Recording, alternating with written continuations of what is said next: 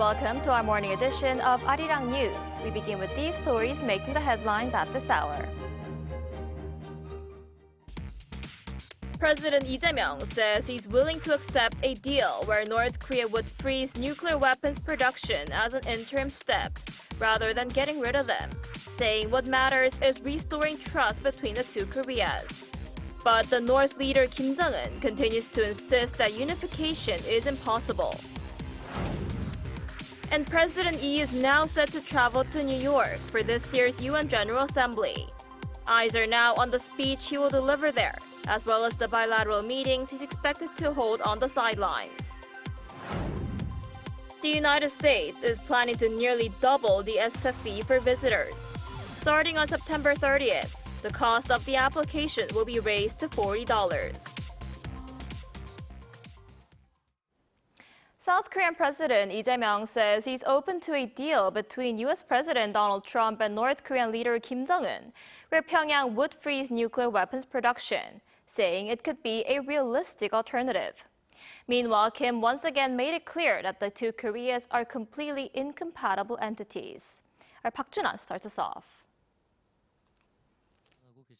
In a bid to ease long-standing tensions on the Korean peninsula, South Korea's President Lee Jae Myung has suggested what he described as a realistic solution to North Korea's nuclear program, emphasizing a freeze on weapons production over immediate denuclearization.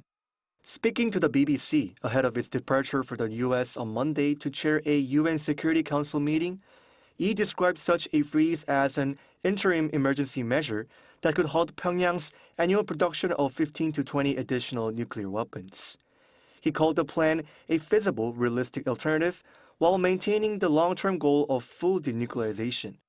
President Lee said rebuilding trust between South and North Korea is crucial, particularly given the previous Yoon administration's aggressive approach toward Pyongyang, adding that he believes these steps will encourage the North to resume negotiations. In an interview with Reuters on Friday, Lee said he has sought to ease tensions with North Korea, but Pyongyang has rejected Seoul's outreach, leaving him doubtful about the near-term prospects for inter-Korean dialogue. 북한이 대화 자체를, 접촉 자체를 아예 거부하고 있기 때문에 남북 간의 소통, 대화, 협력은 당분간은 어려울 것으로 판단이 됩니다. However, North Korea has been rejecting approaches from the Lee administration with sharp criticism. In a Supreme People's Assembly address over the weekend, Kim Jong-un clarified that unification is impossible and classified the two Koreas as completely incompatible entities that are two separate states with no need for shared endeavors. Kim emphasized that denuclearization is meaningless for North Korea, which declared itself a nuclear power in 2022, vowing never to give up its nuclear arsenal. Despite the hostility towards Seoul, Kim left the door open for talks with Washington. During the address, Kim recalled personal interactions with U.S. President Donald Trump and suggested dialogue could resume if the U.S. abandons its denuclearization fixation and recognizes North Korea as a nuclear state, paving the way for peaceful coexistence. Park Jun-an, Arirang News. And South Korean President Lee Jae Myung will embark on a 5-day trip to New York today. Our top office correspondent Song Yoo-jin tells us what to watch during his visit. South Korea's presidential office says President Lee Jae Myung's trip to New York for this year's United Nations General Assembly will mark his full-fledged debut on the multilateral stage. Lee's first overseas visit after taking office in June was to the G7 summit in Canada, but this time the stage is far bigger, with some 190 heads of state and government expected to attend. While the president has several events lined up during his 5-day trip, two stand out. The first will be his address to the UN General Assembly on Tuesday local time. Through this address, President Lee will declare South Korea's restoration of democracy, outline his administration's vision for the Korean Peninsula, and share how we can contribute to global peace and prosperity. Much of the attention will be on Lee's message on North Korea as Seoul continues to extend overtures for dialogue despite Pyongyang remaining hostile. Another major highlight will come on Wednesday when President Lee chairs an open debate at the UN Security Council, the first time for any South Korean leader. This was made possible by the country's rotating presidency of the 15-member body this month. The theme will be artificial intelligence, international peace, and security. Overall, it enhances South Korea's diplomatic standing and provides an opportunity to advocate for issues important to the country and to the broader international community. Eyes are also on the bilateral meetings Lee will hold on the sidelines. National Security Advisor Lee Seong-rak said the president is expected to meet with leaders of France, Italy, Uzbekistan, the Czech Republic, and Poland. But the big question is, will there be a meeting with U.S. President Donald Trump? Lee said no summit is scheduled, but did not rule out an encounter at the UN headquarters. One expert says even a brief exchange could be significant, as ties between Seoul and Washington face uncertainty due to stalled trade negotiations and the recent detention of Korean workers in Georgia. It would be good to reaffirm the positive chemistry the two leaders showed at the White House last month. Even if detailed discussions on tariff deals aren't possible, if they can demonstrate some unity, I believe it could have a positive impact on the negotiations that are currently at a standstill. President Lee will arrive in New York on Monday local time and return home on Friday. 송유진, Arirang News. The United States is set to nearly double the fee for its electronic system for travel authorization, or ESTA, which allows visa-free visits of up to 90 days. Starting on September 30th, the cost of the application will be raised from the current $21 to $40. Meanwhile, Washington on Friday also announced its plans to raise the H-1B worker visa fee from the current $1,000 to $100,000. Officials initially said the fee would apply annually, but quickly clarified it's a one-time fee. U.S. government data shows India was the largest beneficiary of the H-1B visas last year, accounting for 71%. Roughly 2,000 Koreans receive the visas each year. Now, on the domestic economic front, the application for the second round of livelihood recovery consumption coupons just started on Monday, and eligible recipients can apply to receive 100,000 Korean won, or around $72. However, not all individuals who receive first round of consumption coupons are eligible for the second round. Only households in the bottom 90% income bracket based on health insurance contributions are eligible. For single-person households, the cutoff is 220,000 Korean won in health insurance contributions, and for four-person households, it is 510,000 won. Also not eligible are high-asset individuals with a property tax base of over 1.2 billion won or annual earnings from financial assets exceeding 20 million won. Applications accepted until October 31st can be made through card companies or local offices. The coupons, valid at small businesses and certain cooperatives, will expire on November 30th. To manage demand during the first week, applicants can only apply on certain days based on the last digit of their birth year, 1 or 6 on Monday, 2 or 7 on Tuesday, and so on. And also in an interview with Reuters regarding trade negotiations with the United States, President Lee Jae Myung said a currency swap agreement is necessary to avoid an economic crisis. For more on trade talks with Washington, we're joined today by Dr. Song Soo-young, professor at the College of Business and Economics at Chungang University. Professor Song, thanks for joining us this morning. Yeah, thank you for having me here. So what President Lee Jae Myung said this morning is that without a currency swap, if South Korea were to withdraw $350 billion in the manner that the United States is demanding, Seoul would face a financial crisis like the one it experienced in 1997, right? What are your thoughts on this? Yeah, actually, this is a really realistic threat against some financial status of Korean economy as a whole. So I consider the response was very appropriate and take into account the potential impact of the sudden outflow of the cash in terms of the international US dollar that is a really serious burden for our country's financial status in terms of the international settlement currency reserve. So considering the size of our reserve, this $3,600 billion, $360 billion investment, without any assurance about under which country, actually this is a Trump demand that this is an unconditional investment. So to that regards, it not only affects the financial state of Korea, but also I think the political stance within in Korea for President Lee. So considering that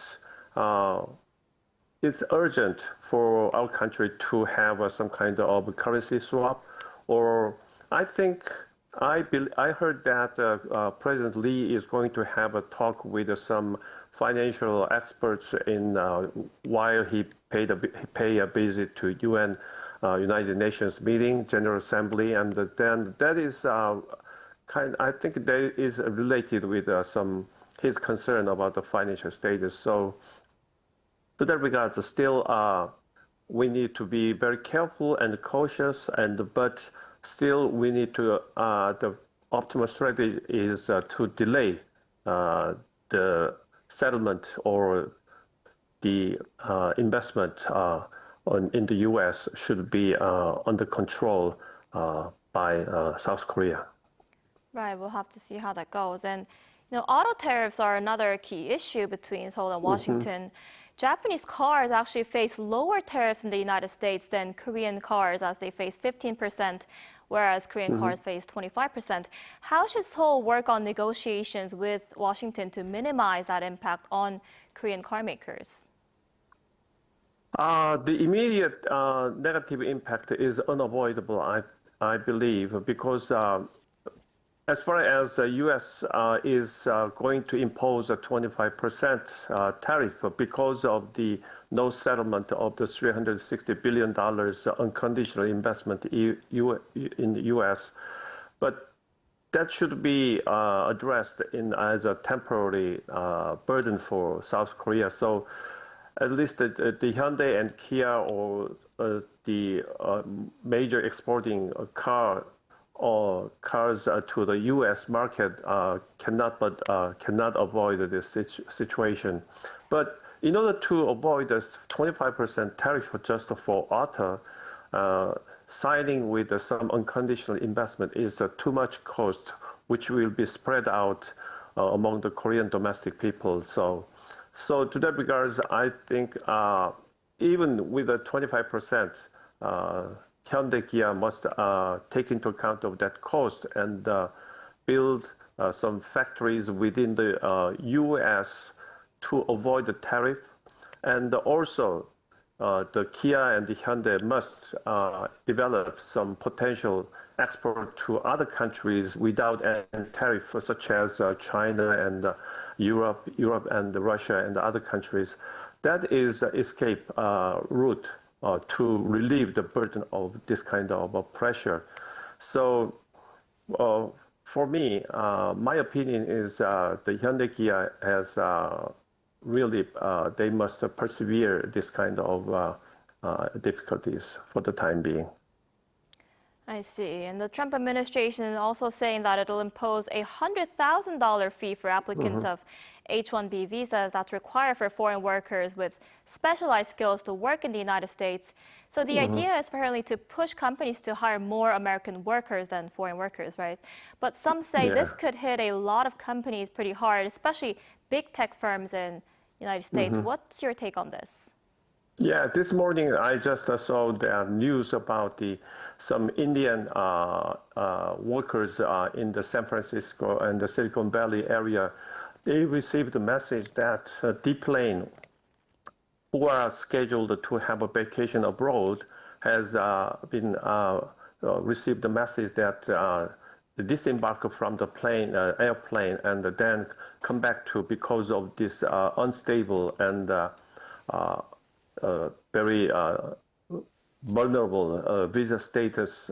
So this implies that most of the foreign workers think twice again whether they would like to stay in the U.S., then this policy is to encourage the foreign workers to gather some U.S. citizenship. Otherwise, their status is going to be very vulnerable. Therefore, this could have some impact. Intentionally, they increase this kind of visa fee and some jeopardize foreign workers, particularly the skilled, high-skilled, high-quality workers to acquire the U.S. citizenship. I think that is the ultimate goal of the Trump administration right now. I see. That sounds pretty concerning. And all right, Professor Song, I'm afraid that's all the time we have for today. Thank you so much for your insight. We appreciate it. Yeah, thank you.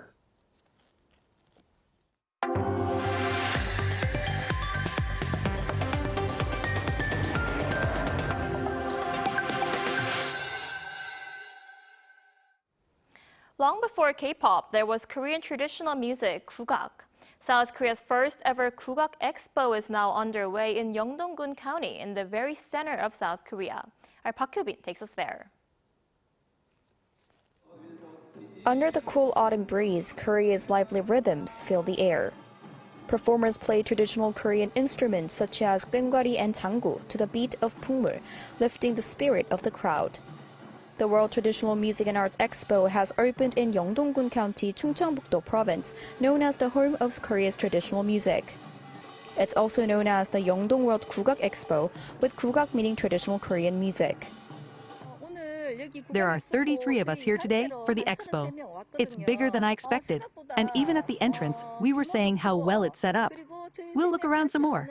I've always loved traditional Korean music. I really loved it. The atmosphere was so lively, and I'll definitely come back if they hold it again. It isn't only Korean music that draws attention. A variety of sights, dances, and stage acts paired with traditional sounds captivate visitors. One of them is Bonanori, similar to a plate-spinning show that's part of the UNESCO-listed Intangible Cultural Heritage, Namsadangnori. The basic step known as ipchum, which underlies every movement in Korean dance, highlights the beauty of traditional performance. Alongside these traditional acts, there's also fusion kugak that combines Korean heritage with modern music, with more than 200 performances and busking sessions in total. The expo isn't just about Korean sounds. Musicians from 30 countries, including China, Russia, and the Czech Republic, are sharing their instruments and performances, creating a true cross-cultural stage. The organizing committee says it hopes this exchange will broaden appreciation for world traditions and help Kugak reach a wider global audience. The Expo is not only Korea's first, but also the first of its kind worldwide. Here, you can experience the past, present, and future of Korean traditional music and enjoy outstanding dance and music from 30 invited countries, all in one place. The expo shows that tradition, when shared, can become a language the whole world understands. The Yeongdong World Kugak Expo runs until October 11th, bringing Korea and the world together through music. Park Hyo-bin, Arirang News.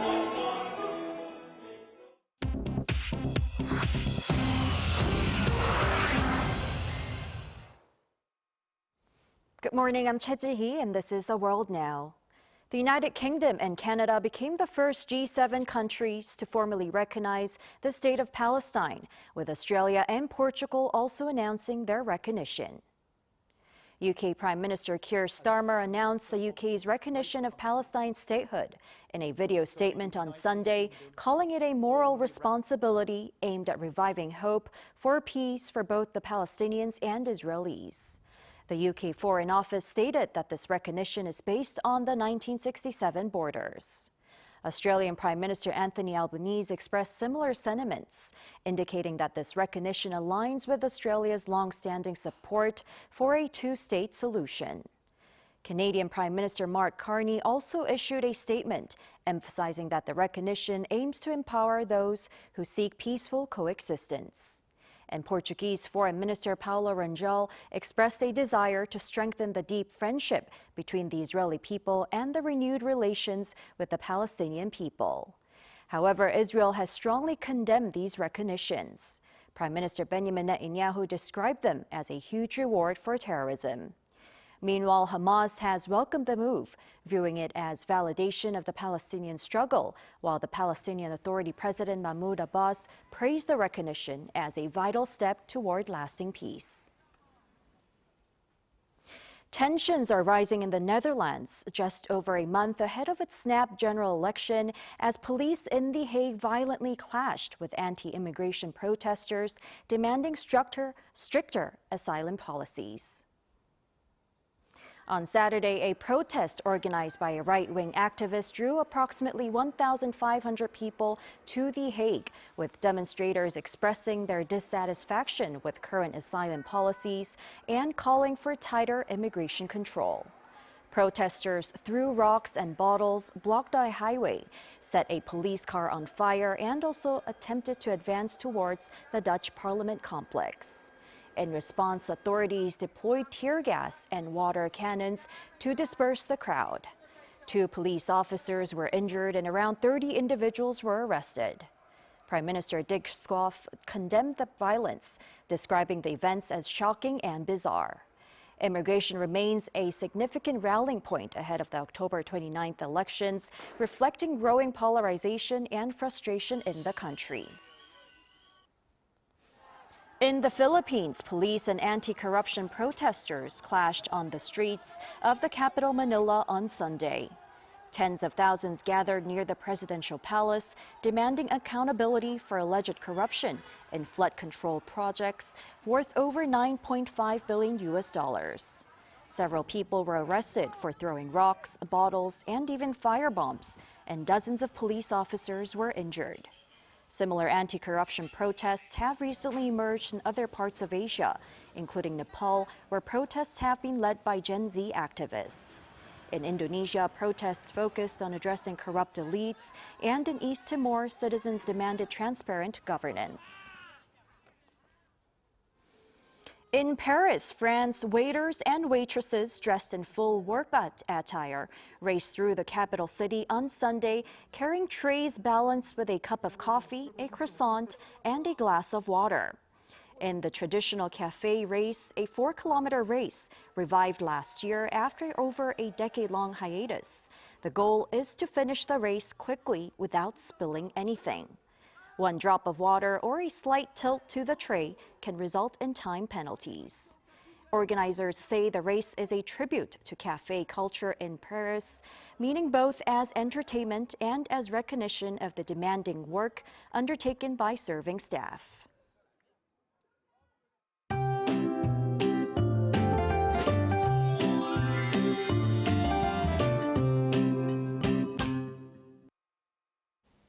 The chilly air we're feeling in the mornings and evenings is a clear sign that autumn is here. A wide temperature gap will once again develop during the day. Areas including Chuncheon see a temperature difference of over 10 degrees Celsius during the day. And please keep an eye out for strong winds, especially near the south coast in Jeju, where gusts could reach 15 to 20 meters per second. Meanwhile, we need to be extra careful with high swells along the east coast. Most regions will be under partly sunny skies with lingering rain on Jeju through this morning. Then highs will get up to 28 degrees on the island. Seoul, Daejeon, Daegu, Gyeongju will be all topping out at 25 degrees Celsius. Looking ahead, rain will begin on the south coast in Jeju tomorrow, spreading to the entire country by Wednesday. And then temperatures will drop to 23 degrees on Wednesday. So please do dress accordingly not to catch a cold.